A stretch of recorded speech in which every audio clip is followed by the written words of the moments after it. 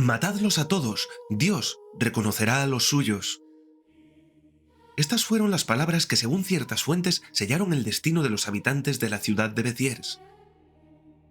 El 20 de julio del año 1209, el legado papal Arnau Amalric, junto a sus tropas, sitió la ciudad de Béziers. Su objetivo era eliminar a los cátaros allí presentes. Con el fin de evitar una terrible desgracia, el obispo de la ciudad, Renaud de Montpeyroux, salió a parlamentar con el ejército cruzado.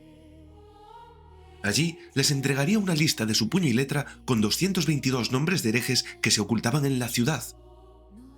De esta manera llegaron al acuerdo de que si esas personas eran entregadas, la ciudad sería perdonada.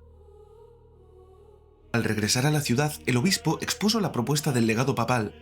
Los vecinos, indignados, rechazaron tal ignominia, pues la relación de los habitantes del lugar con los cátaros era cordial. Ante este rechazo, Amalric movilizó a sus tropas. Cuando uno de los nobles que lo acompañaba le preguntó cómo podrían distinguir a los católicos de los herejes, Arnau Amalric contestó con la tristemente célebre frase: «Matadlos a todos, Dios reconocerá a los suyos». Esta fue una de tantas ocasiones en las que la sangre llegó al río y se cuenta entre uno de los episodios más funestos de la Iglesia católica. La crónica del propio legado papal establece que aquel día 20.000 personas perdieron la vida. Esta es una cifra que parece no corresponderse con la realidad, ya que, aparentemente, la ciudad contaba solamente con unos 10.000 habitantes. En cualquier caso, el celo purificador de los inquisidores vio sobradamente saciada su sed de sangre.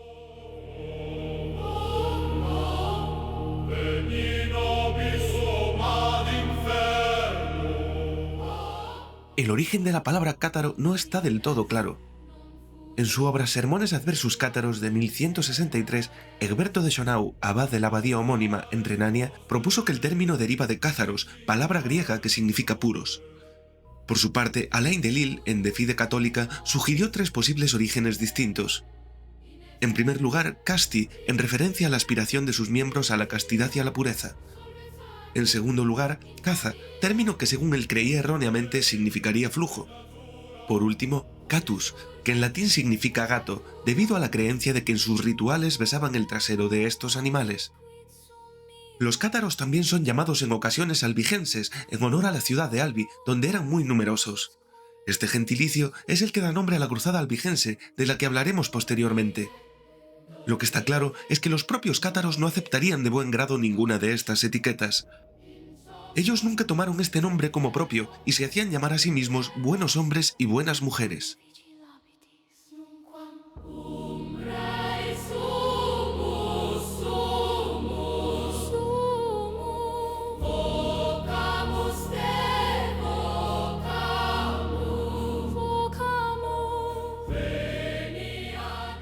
Los cátaros fueron un movimiento religioso cristiano considerado herético por la Iglesia católica. El catarismo surgió en Europa durante los siglos XII y XIII. Defendían una visión dualista del mundo, creyendo en la existencia de un principio del bien y otro del mal, y rechazaban la riqueza y la autoridad de la Iglesia oficial, promoviendo una vida austera y espiritual. Su principal zona de influencia se encontraba en el sur de Francia, zona que se conoce como el Mediodía francés, especialmente en la región de Occitania, aunque también tuvieron presencia en el norte de Italia. Un movimiento que se plantea como un posible precursor del catarismo, aunque esto no está del todo claro, es el de los bogomilos. Se trata de una herejía cuyo fundador sería, supuestamente, un sacerdote búlgaro del siglo X de nombre Bogomil. La primera referencia de este grupo herético se encuentra en el libro titulado Sermón contra la herejía de los bogomilos, del sacerdote búlgaro Cosmas, quien debió escribirlo con posterioridad al año 969. Los preceptos religiosos de los bogomilos eran bastante parecidos a los de los cátaros. Negaban la crucifixión, eran dualistas y también decían que los sacramentos cristianos no tenían validez alguna. Creían que Dios había tenido dos hijos. Satanás, que representaría el mal, habría sido el artífice del mundo material. Además, solo aplicaban el bautismo a personas adultas y sin intercesión de un medio material, como el agua o el aceite, sino a través de rezos y cánticos.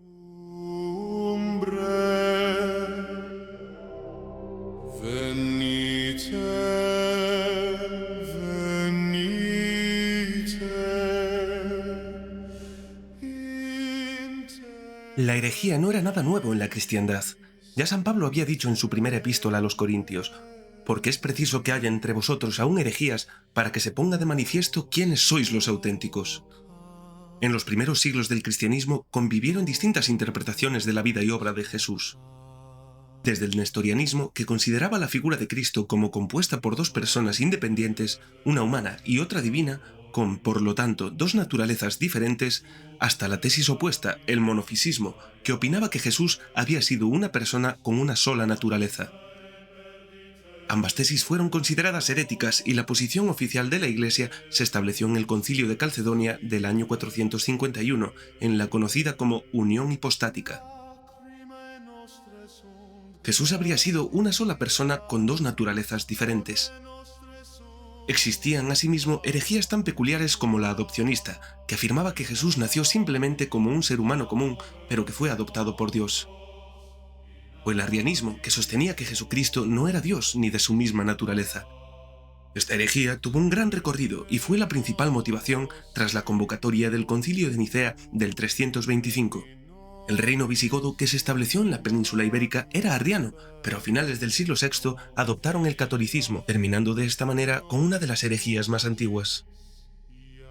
Tras el convulso periodo que se produjo después de la caída del Imperio Romano, hubo una etapa de relativa calma, pero después de varios siglos la herejía renacería con inusitada fuerza. Esto pudo deberse a distintas razones. Las profecías apocalípticas que advertían de la llegada del fin del mundo al cumplirse 1000 años del nacimiento de Jesucristo no eran pocas. La figura de Beato de Liébana y su comentario al Apocalipsis, escrito en el año 776, contribuyó a difundir el conocimiento de la enigmática obra que tradicionalmente se atribuye a San Juan, creando de paso un particular tipo de códice que tomó su nombre, los Beatos. Estos no son más que las copias de su famoso comentario y constituyen unos de los manuscritos medievales más valorados y curiosos hoy en día debido a su particular estilo expresionista. En el año 954, el monje Anso de Montierender escribiría el Libellus de Antichristi, la primera biografía del Anticristo. En él se introduce la idea de que la decadencia de la dinastía carolingia, que terminaría cayendo en el 987, parecía augurar el fin del mundo. Paralelamente, se produce en Europa una notable transformación económica marcada por el aumento de la productividad agraria, la expansión del comercio y el crecimiento de las ciudades. Además, la caída de la dinastía carolingia propició una reestructuración política que vino acompañada de guerras. Por otro lado, la Iglesia se sometió a su propio proceso de transformación, dando lugar a la Reforma Gregoriana del siglo XI. Esta había sido impulsada por el pontífice Gregorio VII y se caracterizó por la intromisión del papado en el dominio secular.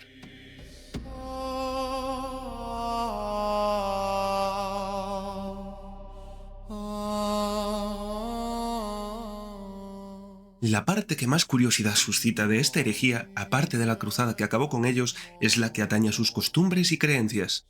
Como es de suponer, los principios metafísicos de la cosmovisión cátara eran muy diferentes de los que sostenía la Iglesia.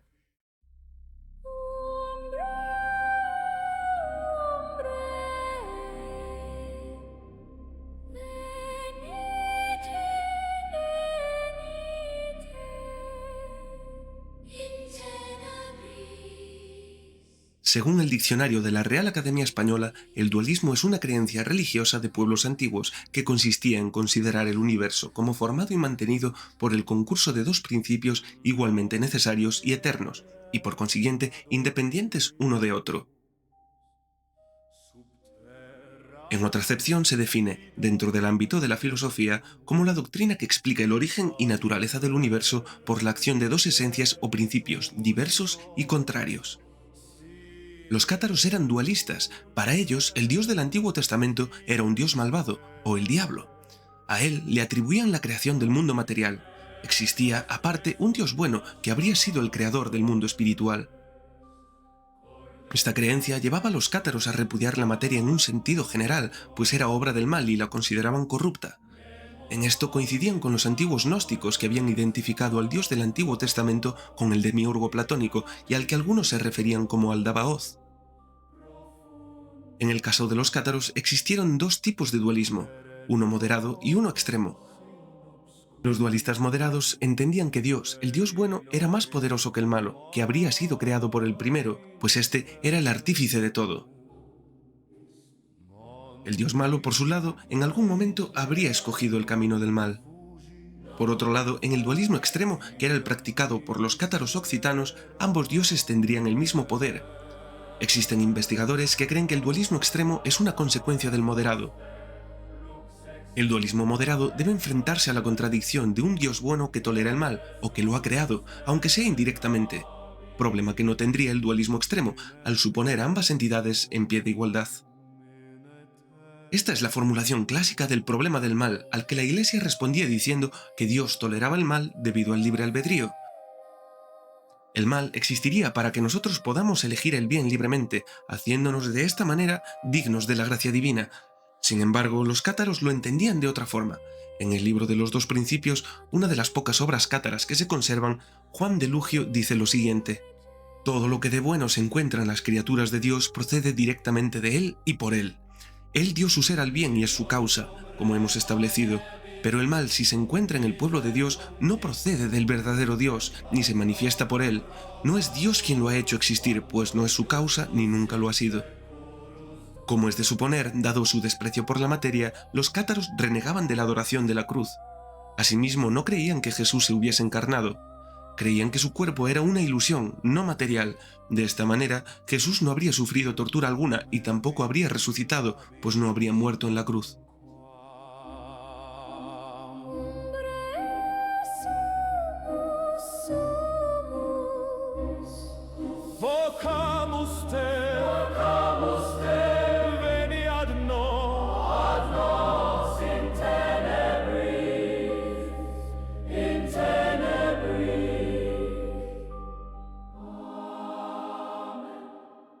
La Iglesia cátara se articulaba de una forma radicalmente distinta a la ortodoxia católica de la época, prescindiendo de templos monumentales y basando su organización en una estricta dualidad entre la élite espiritual y la comunidad de fieles.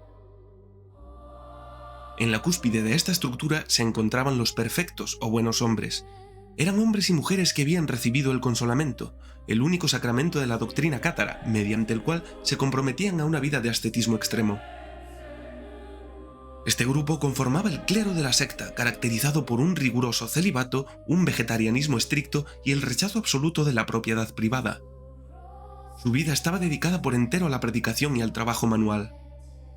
A pesar de su rechazo a las estructuras jerárquicas de Roma, los cátaros desarrollaron una organización administrativa eficiente. El territorio se dividía en obispados. A la cabeza de cada diócesis se situaba un obispo, asistido permanentemente por dos sucesores en formación, el denominado hijo mayor y el hijo menor.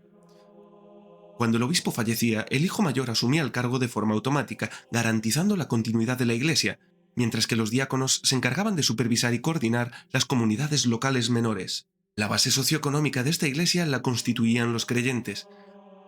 A diferencia de los perfectos, la masa de creyentes no estaba sujeta al código de conducta ascético. Podían casarse, procrear, comerciar y participar plenamente en la vida civil medieval, teniendo como principal obligación el sustento económico y la protección de los perfectos. Finalmente, la actividad ritual no se desarrollaba en catedrales, sino en las llamadas casas cátaras. Estos espacios eran hogares discretos integrados en la trama urbana o rural que funcionaban simultáneamente como viviendas, talleres de artesanía, centros de asistencia para enfermos y lugares clandestinos de reunión y culto. Esta estructura descentralizada y profundamente horizontal fue la que permitió al catarismo arraigar con fuerza en el tejido social del mediodía francés.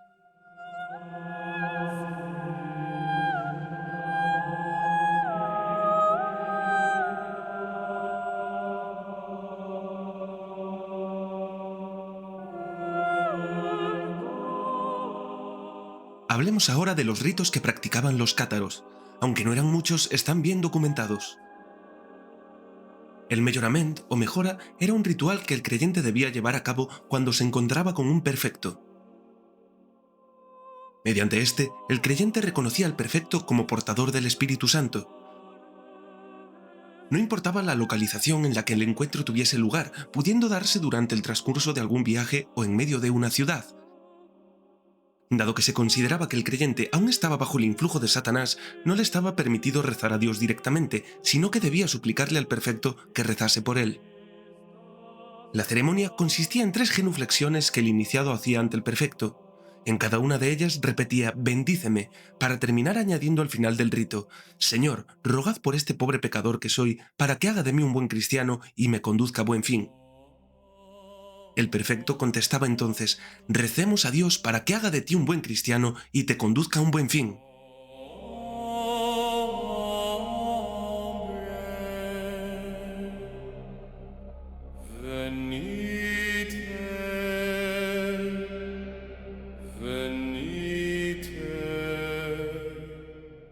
El aparellament se trataba de un rito que se producía una vez al mes. En él, los perfectos se reunían para realizar una confesión colectiva. Existe una versión occitana de este ritual cuya liturgia se ha conservado. Un diácono debía presidir la ceremonia mientras los perfectos la inauguraban con las siguientes palabras: «Comparecemos ante Dios y ante vosotros y ante la orden de la Santa Iglesia para recibir el servicio, el perdón y la penitencia por todos nuestros pecados». A continuación, daban cuenta de sus pecados y faltas de manera pública. Por último, cerraban el encuentro diciendo: «Oh Señor, juzga y condena las imperfecciones de la carne. No tengas piedad de la carne nacida de la corrupción, mas sé misericordioso con el espíritu que se encuentra prisionero».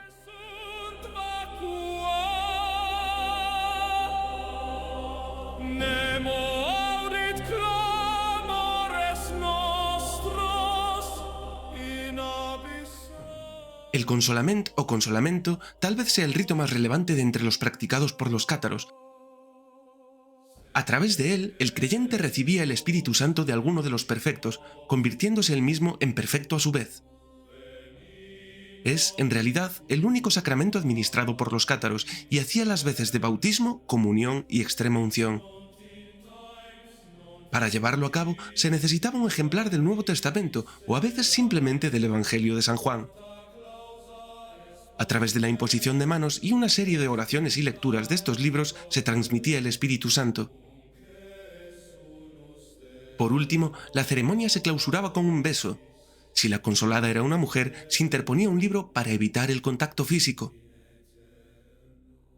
Los cátaros consideraban que el Espíritu Santo se había transmitido de forma ininterrumpida mediante este ritual desde tiempos inmemoriales, formando una especie de cadena. Si un perfecto incumplía sus obligaciones o pecaba, podía perder el favor del Espíritu Santo y con ello su estatuto de perfecto. Pero lo curioso es que todos aquellos creyentes que hubiese consolado también dejaban de ser perfectos. Esto quiere decir que era extremadamente importante comportarse de acuerdo a los principios que defendían, pues en caso contrario un gran número de personas podían verse perjudicadas espiritualmente.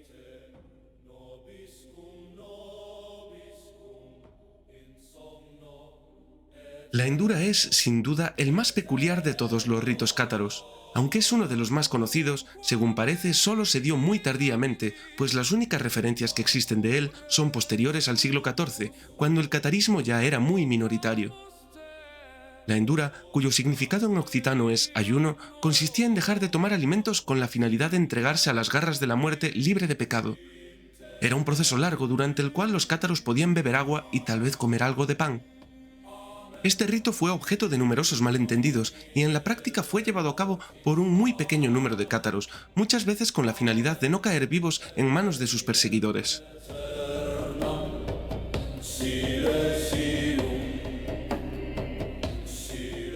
Ritos austeros, creencias dualistas y una jerarquía horizontal definieron la esencia de este movimiento que transformó la zona del mediodía francés. Sin embargo, el arraigo de estas prácticas y la pureza de sus líderes no tardarían en colisionar con los intereses políticos y religiosos de la Europa del siglo XIII. En la segunda parte de esta historia descubriremos el trágico desenlace de los buenos hombres y el implacable mecanismo que se diseñó para borrarlos de la historia.